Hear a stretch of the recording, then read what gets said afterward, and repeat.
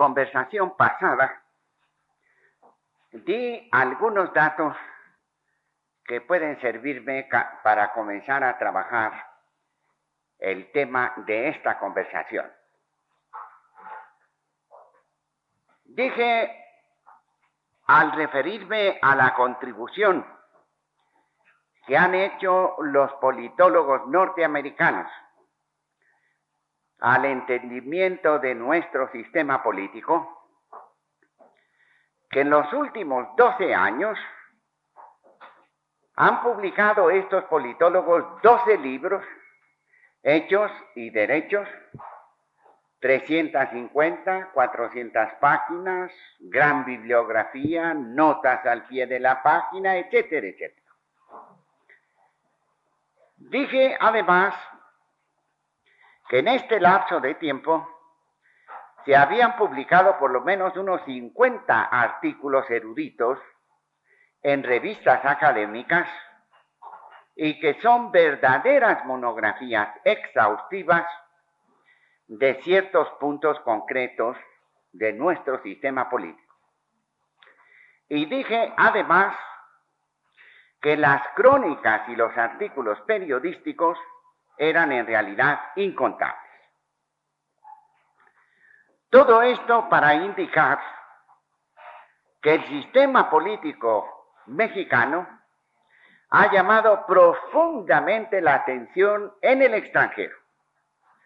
Nosotros los mexicanos los damos por supuesto y lo gozamos o lo sufrimos de acuerdo con el lado del presupuesto en que cada uno esté colocado. No hice referencia, sin embargo, a dos datos que me parecen ilustrar muy bien esta enorme curiosidad que ha despertado nuestro sistema político. El penúltimo libro norteamericano publicado sobre él está constituido por 12 monografías en que se estudia el sistema político de países que giran en torno a un partido político único o predominante. Digamos, la vieja Alemania hitlerista, la Italia fascista, la España falangista y todos los países comunistas de la Europa oriental. Pues bien, México es el único país al que se le consagran dos monografías. A los demás los despachan con un solo estudio. No solamente eso, sino la naturaleza de estas monografías dedicadas a México. La primera, escrita por un politólogo turco, en que se compara el sistema político mexicano con el sistema fundado por el famoso Kemal Atatürk, creador del Partido Republicano Popular en Turquía. Y la conclusión de este politólogo es que Atatürk y su Partido Popular Republicano han fracasado porque solamente vieron la necesidad de reformar al país políticamente, pero no social y económicamente. Es decir, la consecuencia es que los mexicanos supimos hacer mejor las cosas que los turcos. La otra monografía es todavía más llamativa. Está destinada a comparar el sistema político mexicano con el sistema político de los países comunistas de la Europa oriental. Yugoslavia, Checoslovaquia, Hungría, Albania, Rumania, Polonia, etcétera, etcétera. El politólogo que hace este estudio llega a la conclusión de que estos partidos políticos y el país en general viven dentro de una ideología rígida, dentro de cuadros burocráticos rígidos, y que esta organización es absolutamente incompatible con una sociedad moderna e industrial. Y entonces este buen politólogo les aconseja a los dirigentes de estos países comunistas de la Europa Oriental que estudien el sistema político de México, porque en él pueden encontrar la salida a dificultades que este politólogo considera insalvables. No solamente se refleja la curiosidad en el sistema político mexicano por todos estos estudios, sino que en los años de 58, 59 y 60, cuando un gran número de países africanos conquistan o le regalan la independencia política, y ante la necesidad ingente y urgente de organizarse políticamente, y queriendo desechar los modelos metropolitanos de Inglaterra y de Francia sobre todo, despachan a México misiones para estudiar discretamente la posibilidad de adoptar el sistema político mexicano en su totalidad o parcialmente. Es decir, no puede caber la menor duda de que nuestro sistema político ha despertado una curiosidad universal. Como no siempre nos ocurre a los mexicanos ser objeto de la curiosidad pública, es lógico y natural que nos preguntemos cuál es el motivo, cuáles son las razones, cuáles son las causas de que este sistema político nuestro haya llamado tanto la atención. Después de todo, no es una tarea difícil. México vive durante los primeros 66 años de su vida independiente, es decir, desde 1810 a 1876, vive México una vida turbulenta, en que la nota normal, en que la nota dominante es la rebelión armada, el motín militar, la caída continua de gobernantes, la guerra civil y la guerra extranjera.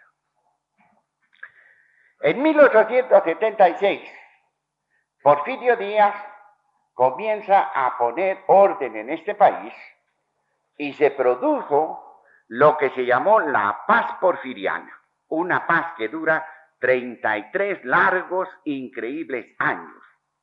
Y entonces, por supuesto, esta estabilidad política mexicana llama la atención del mundo. Solo que, como la estabilidad política se atribuía al gobierno unipersonal de Porfirio Díaz, la atención se enfoca sobre la persona de Porfirio Díaz y no sobre el sistema político que él había creado. Pero en 1910 se interrumpe la paz porfiriana, México vuelve a las andadas, a la rebelión militar, al motín, a la desorganización, estado caótico que dura hasta el año de 1929. ¿Qué ha pasado de 1929 a esta fecha? 7 sucesiones presidenciales más o menos pacíficas, y más pacíficas que menos pacíficas, y las últimas enteramente quietas, somnolientas. Una vida pública tranquila, que parece la superficie de un lago en el que no sopla la menor brisa, país en el cual no se advierte ninguna conmoción hasta 1968 con el movimiento rebelde de los estudiantes. Es decir, México de 1929 acá produce el milagro de una estabilidad política que va durando ya más que la paz porfiriana. Pero es que, además, junto al milagro de la estabilidad política, está el milagro del desarrollo, del progreso económico del país. México, efectivamente, desde el año de 1946 hasta ahora, avanza, progresa económicamente de un modo sostenido y además con un ritmo superior al ritmo de crecimiento de todos los países latinoamericanos y, de hecho, de todos los países en vías de desarrollo. Es decir, se producen los dos milagros: el milagro de la estabilidad política y el milagro del progreso económico.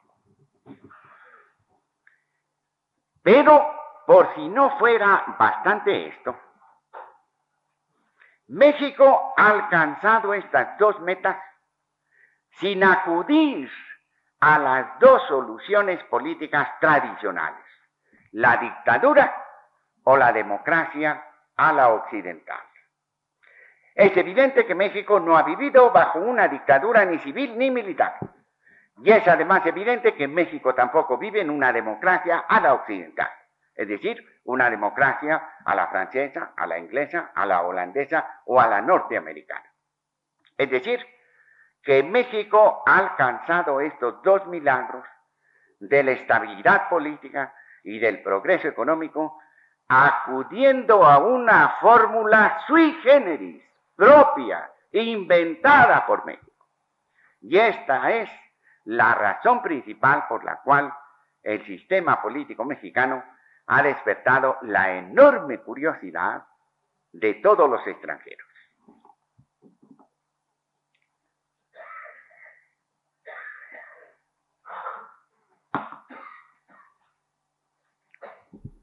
Dije también en mi conversación anterior que todos los politólogos norteamericanos habían partido para hacer sus estudios de un supuesto.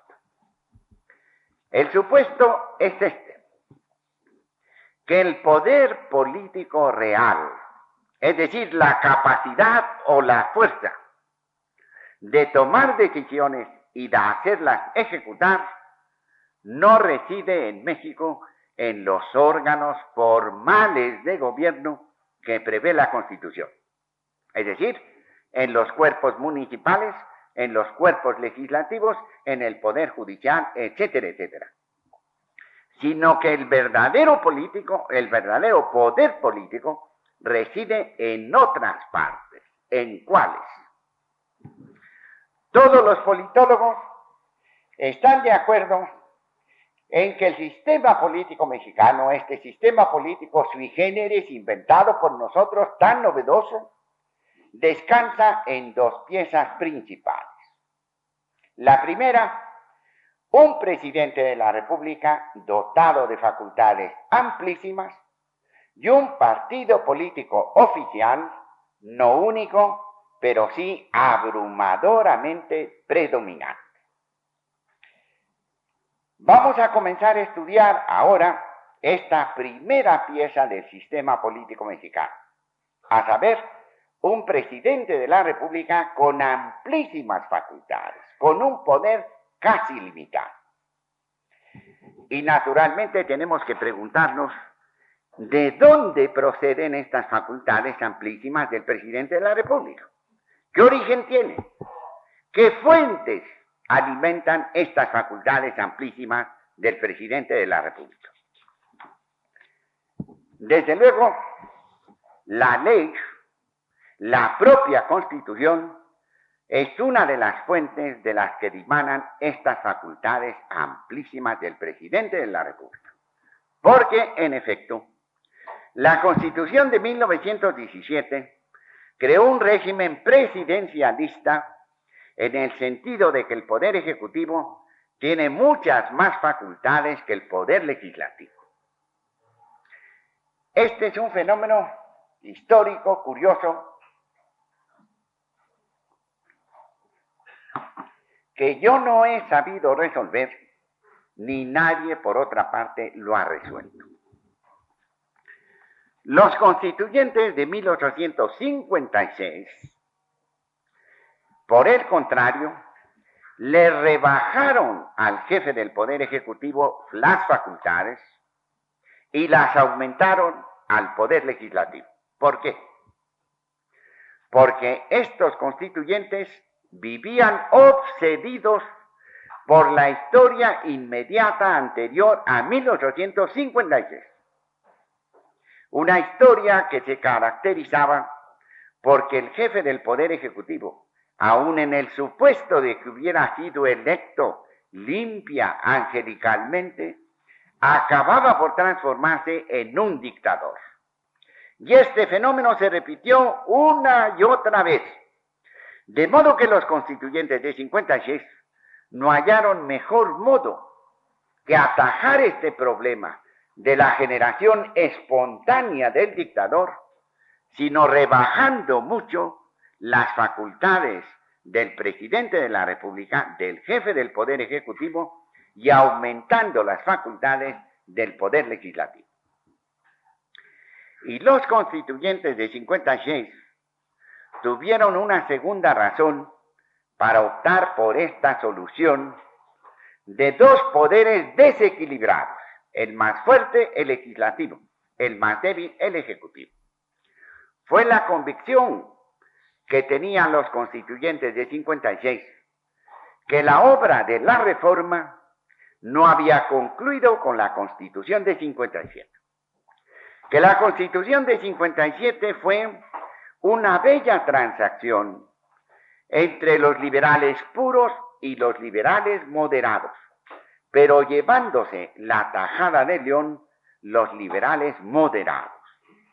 Y entonces le confiaron la prosecución de la obra revolucionaria de la reforma a un poder legislativo fuerte y además constituido por una Cámara única de diputados con un aire de Asamblea Nacional Revolucionaria a la francesa. ¿Cuál era, podemos preguntarnos, la posición de los constituyentes del 17?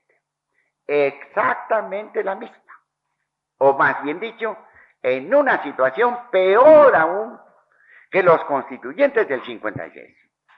Porque como los de 17 podían ignorar que la Revolución Mexicana se había levantado justamente para derribar la dictadura más cabal, más completa y más prolongada que había tenido el país.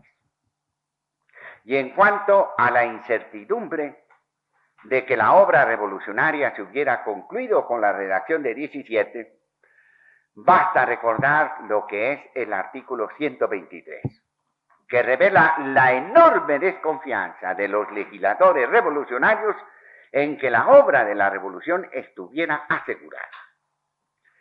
Principian por elevar a rango constitucional una legislación obrera, caso único en el mundo. Y redactan además un artículo 123, que es una ley reglamentaria enormemente larga, detallada, en la cual se llegan a detalles como el prescribir el número de meses que una obrera embarazada debe tener como descanso antes y después del parto, etcétera, etcétera. Es decir, la prueba indudable de la gran inseguridad de los constituyentes del 17. Y sin embargo, los constituyentes del 17 dotan al jefe del Poder Ejecutivo de facultades mucho más amplias que el legislativo. Digo que es un misterio porque va contra la lógica histórica, si podemos decirlo así. Yo caí en la idea de que esto había ocurrido porque los constituyentes del 17 trabajaron muy influidos por el libro de Rabasa, La Constitución y la Dictadura, cuya tesis principal es la de que Porfirio Díaz se vio obligado a crear una dictadura extraconstitucional para oponerla a la dictadura constitucional constituida por un poder legislativo con facultades amplísimas. Y con el propósito de aclarar este punto, hice un pequeño reto público a los constituyentes del 17 y particularmente a don Hilario Medina, hombre tan respetado. Don Hilario se tardó bastante tiempo en contestarme. Al fin lo hizo, y lo hizo negando que yo tuviera razón. Y sin embargo, lo que es un hecho es que los constituyentes de 17 podían haber aducido una serie de razones muy importantes que hubieran fundado sobradamente la solución de un régimen presidencialista. Digamos esta, para no hablar de ninguna otra. El viejo régimen, el régimen porfiriano, quedaba destruido. Pero la revolución tenía que construir la fábrica enorme de una sociedad nueva, de la sociedad que había prometido la Revolución Mexicana. Y es evidente que para esta obra de construcción, de levantar una fábrica atrevida, era necesario un poder ejecutivo fuerte, dinámico, y que hubiera sido un estorbo enorme, una Asamblea Nacional Deliberante Revolucionaria a la francesa. Pero lo cierto es que estas y ningunas otras razones aparecen en los debates del constituyente. Lo cierto es, sin embargo, que el Poder Ejecutivo está dotado de amplias facultades por la Constitución misma. Podríamos decir por un acierto jurídico en este caso.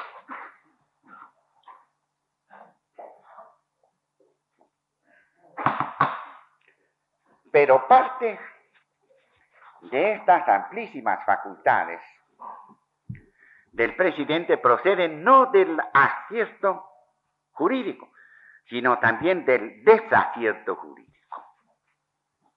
El artículo 73 de la Constitución enumera las facultades del Congreso de la Unión y su fracción 25 las relativas a la educación pública. Cualquiera diría que siguiendo conceptos tradicionales, esta fracción podía haberse limitado a enunciar los lineamientos generales de la política educativa que debía llevar a la práctica o ejecutar el Poder Ejecutivo. No, señor. La fracción 25 de la Constitución faculta, por no decir obliga al Congreso, a, y cito textualmente, establecer, organizar y sostener en toda la República todo género de escuelas, jardines de niños, educación preprimaria, primaria, secundaria, técnica, preparatoria, educación superior. No solamente eso, sino que lo faculta a crear todo género de instituciones culturales, museos, bibliotecas, observatorios, etcétera, etcétera. Es decir, la fracción 25 del artículo 73 y dio al Congreso como una gran Secretaría de Educación Pública y Bellas Artes.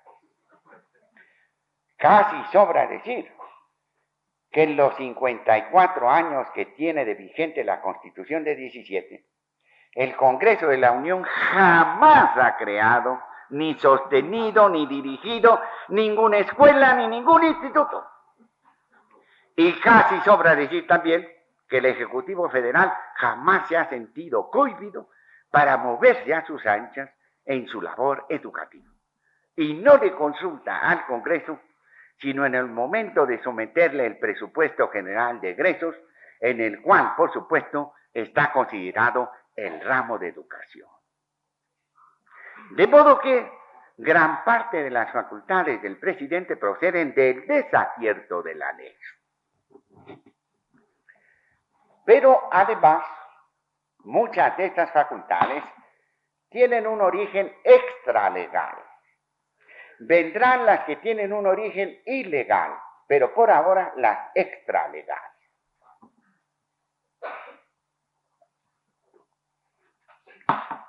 Entre ellas, quien lo creyera, hay una razón de carácter geográfico que ha tenido una influencia enorme en esto de darle al presidente de la República facultades enormes.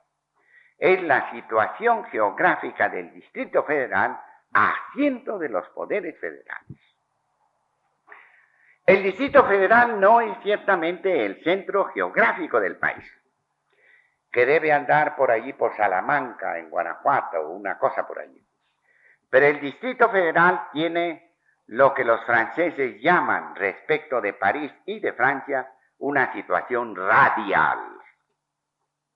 Por esto se quiere decir hechos de esta naturaleza.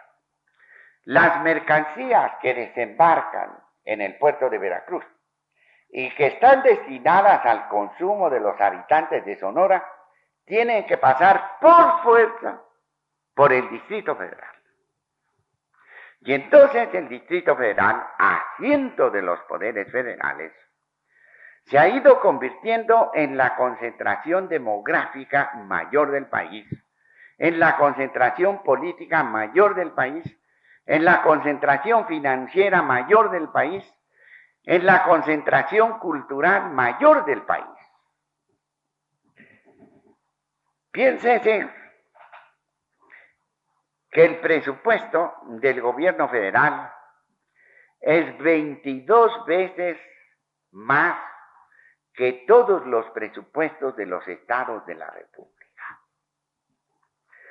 Piénsese que el presupuesto del Distrito Federal es de 4,000 millones de pesos y que el infeliz estado de Tlaxcala tiene un presupuesto de 29 millones. Piénsese que el Distrito Federal es hoy la entidad más poblada de la República. El Distrito Federal tiene el doble de habitantes que el estado más poblado del país.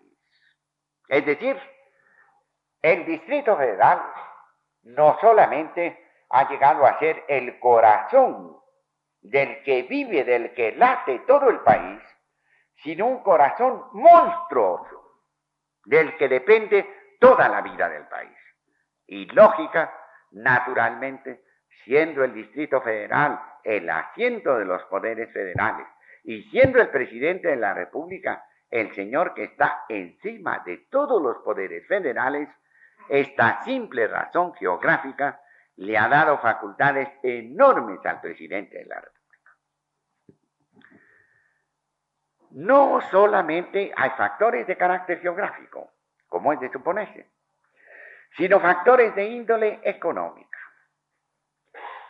Cuando en el año de 1939 mi general Cárdenas dicta la primera ley de protección a nuevas industrias, cuando en 1940 el presidente Ávila Camacho reforma y mejora esta ley, y cuando en 1946 el presidente alemán se lanza a hacer del desarrollo económico del país la meta principal de toda la acción pública y privada,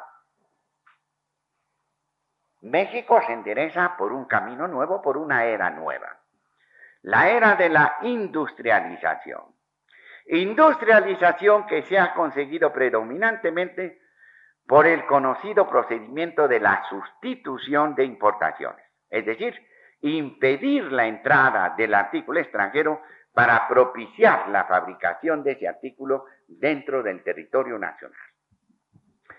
Y en México hemos llegado al extremo de que el 80% de las importaciones exige un permiso especial, específico de la Secretaría de Industria y Comercio, es decir, de una dependencia directa del presidente de la República.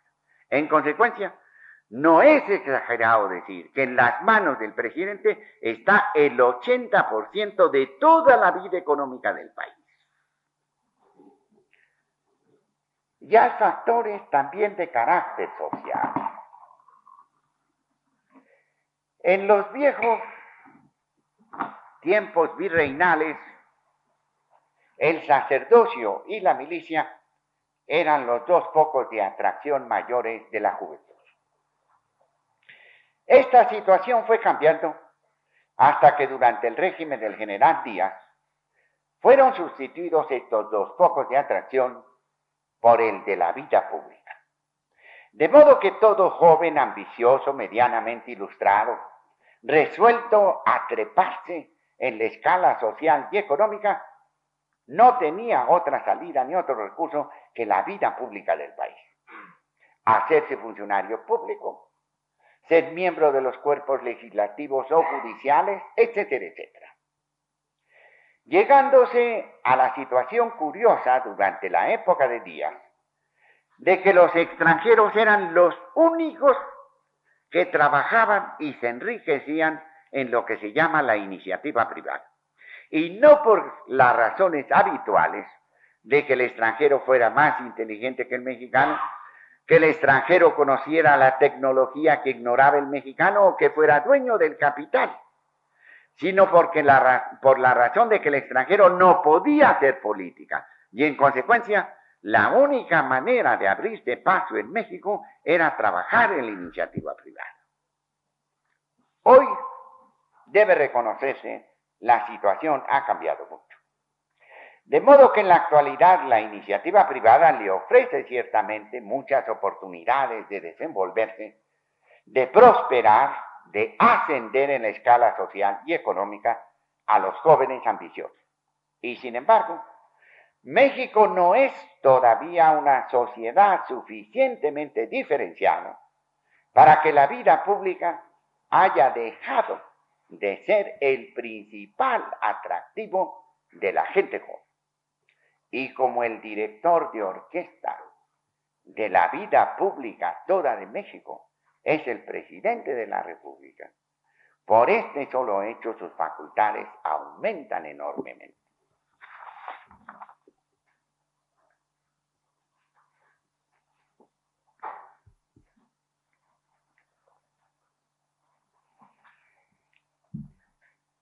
Hay casos curiosos de sometimiento. Entramos ya al terreno de lo que podríamos llamar la ilegalidad. Hay casos curiosos de sometimiento al presidente de la República. Pensemos en el Poder Judicial. Los magistrados de la Suprema Corte de Justicia son nombrados por el Senado de la República a propuesta del presidente de la República. Quiere decir que en la designación misma de un magistrado de la Corte, el Congreso toma una participación decisiva. No solamente eso, sino que el nombramiento de magistrado de la Suprema Corte de Justicia es vitalicio. Un magistrado no puede ser removido sino por una votación mayoritaria del Congreso que recae sobre una acusación por mala conducta que presente el presidente de la República, pero de otra manera es inamovible, es un nombramiento vitalicio. No solamente eso, sino que la Constitución prescribe que los sueldos y emolumentos de los magistrados de la Corte no pueden ser rebajados, no digo por el presidente de la República, ni por el Congreso siquiera.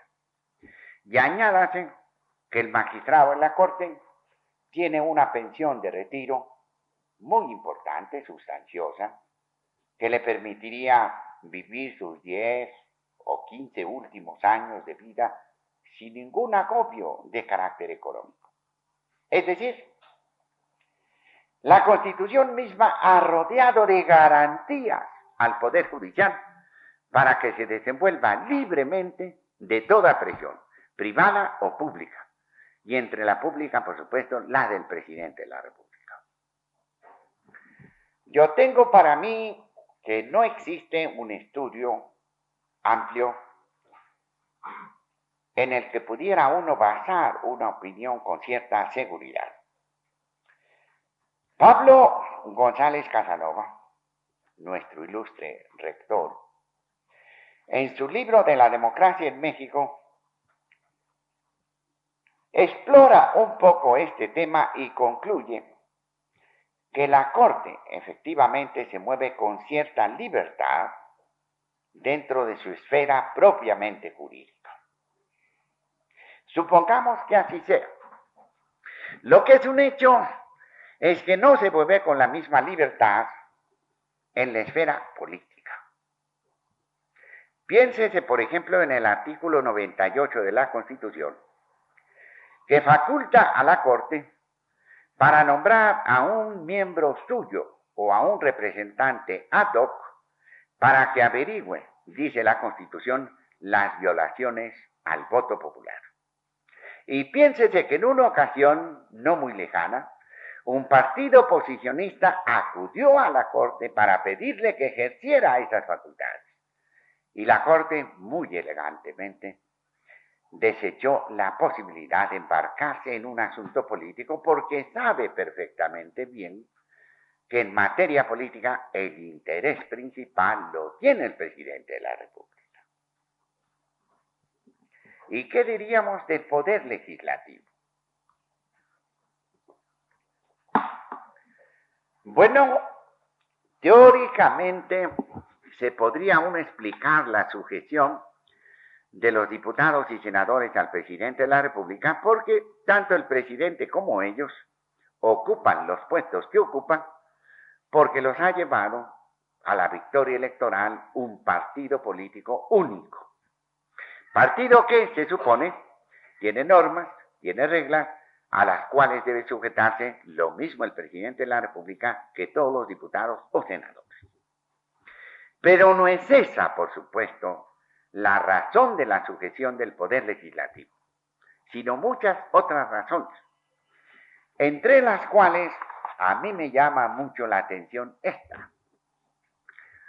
Todos los aspirantes a diputados y senadores quieren hacer una carrera pública, es decir, vivir 25, 30, 35, 40 años, incluso morirse en un puesto público, porque evidentemente sale más barato el funeral.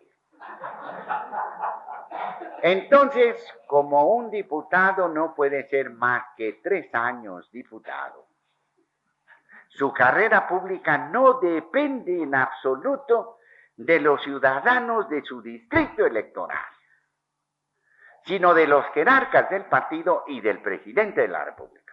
En consecuencia, los diputados no se dedican a satisfacer los intereses de sus conciudadanos, de sus electores, sino se dedican a alabar al jefe del control político, a los miembros del Comité Nacional Ejecutivo del partido y al presidente de la República, porque es el único camino, absolutamente el único camino, en que un diputado, después de ser 3 años diputado, sea 6 años senador, sea 6 años gobernador, sea 6 años secretario de Estado. Esto sí vale la pena.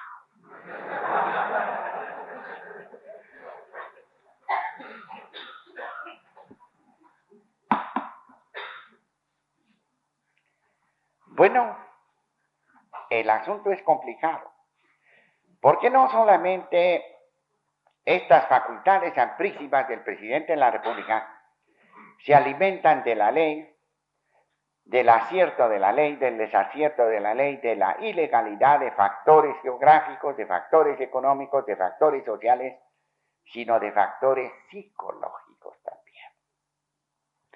Porque basta que las gentes crean que una autoridad cualquiera es fuerte, para que por este solo hecho sea en efecto y realmente más fuerte. Esto no ocurre, por ejemplo, tratándose de cosillas de dinero.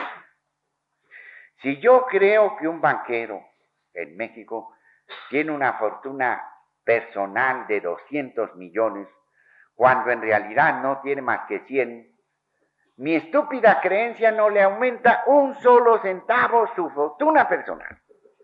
Pero si yo creo que el gendarme de la esquina es más fuerte de lo que la ley y los reglamentos consienten, por ese solo hecho, el gendarme es más fuerte con relación a mí. Y el simple hecho de que se crea que el presidente de la República es omnipotente, lo hace realmente omnipotente.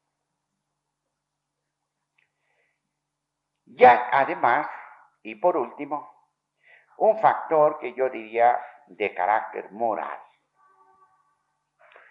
De acuerdo con las leyendas, y aún con ciertos estudios que han hecho los filósofos, se supone que el mexicano es un ser reservado, arisco, poco comunicativo, poco gregario, es decir, un ser que tiene una individualidad que la protege del contacto, de la presión o del envenenamiento exterior. Es decir, que el mexicano es un individualista, que el mexicano no se acopla a criterios o gustos generales, sino que quiere seguir su propio camino. Bueno, yo no sé si en esto de cómo es el mexicano no hay ciertas confusiones. De suponer que existe un único mexicano o un tipo representativo del mexicano. Y es evidente que el indito es completamente distinto a lo que somos nosotros. Ni sé tampoco si en alguna época de la historia esta pintura de un mexicano independiente, individualista, es cierta o no.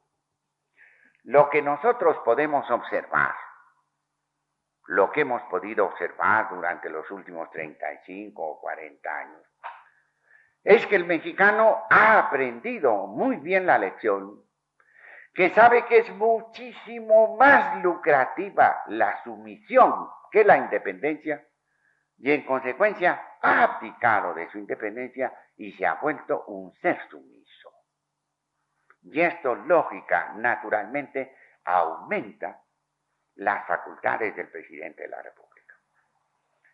Pues bien, todos estos factores, legales, extralegales, ilegales, geográficos, económicos, sociales, psicológicos y morales, explican o pueden ayudar a explicar esta pieza esencial del mecanismo político mexicano, el de un presidente de la República con facultades amplísimas, tan amplias que algún observador extranjero ha hecho la broma de que la única república que se da el lujo de ser gobernada por un monarca absoluto, si bien sexenal, es México.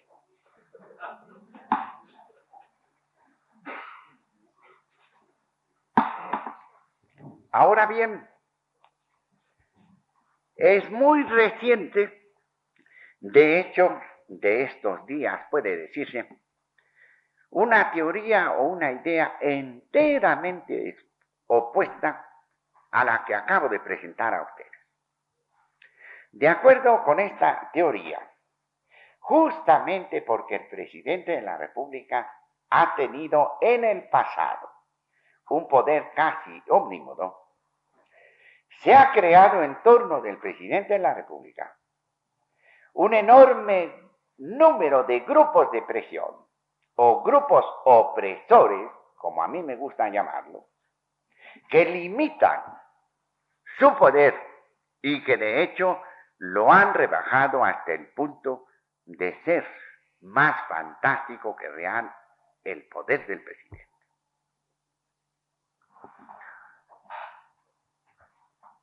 Por supuesto que es muy difícil formarse una idea de la veracidad, sobre todo del grado de esta idea. Porque en toda sociedad moderna es bien conocido este fenómeno y ha sido estudiado, por otra parte, por los politólogos de los grupos de presión. En los Estados Unidos, donde florecen sin limitación ninguna, pues ha dado lugar a una nueva rama del conocimiento humano, a una nueva profesión, la profesión del lobista o del coyote, como le llamamos aquí más terrenalmente. De modo que no puede uno dudar de que estos grupos opresores existen dentro de la política mexicana y funcionan. Y no podemos dudar tampoco del razonamiento de que justamente frente a un poder omnipotente se levantan grupos opresores muy fuertes. Pero ¿en qué medida debiéramos aceptar que el poder actual del presidente es nulo o es pequeño? Repito, no podemos averiguarlo. Yo tengo la impresión de que el poder del presidente no ha sido disminuido, que se conserva, como si dijéramos, cuantitativamente intacto, o si se quiere, aumentar, pero que el ejercicio real de ese poder, el ejercicio cotidiano de ese poder, se ha vuelto mucho más difícil, mucho más complicado, exige mucha sutileza, mucha delicadeza, mucho sentido de la finura y del equilibrio. En todo caso, si aceptamos la idea que expuse en primer lugar, la de que el presidente de la República tiene facultades amplísimas, la conclusión lógica que debiera sacarse es que México no tiene ningún problema político de la magnitud y de la urgencia que limitar de alguna manera ese poder extensísimo del presidente de la República. Pero si fuera cierta la segunda idea, de que el presidente ya no puede moverse porque lo están acechando estos grupos de presión, habría que sacar la conclusión entonces de que México se aleja cada vez más de una vida democrática abierta, limpia y visible. En la próxima reunión estudiaremos al PRI.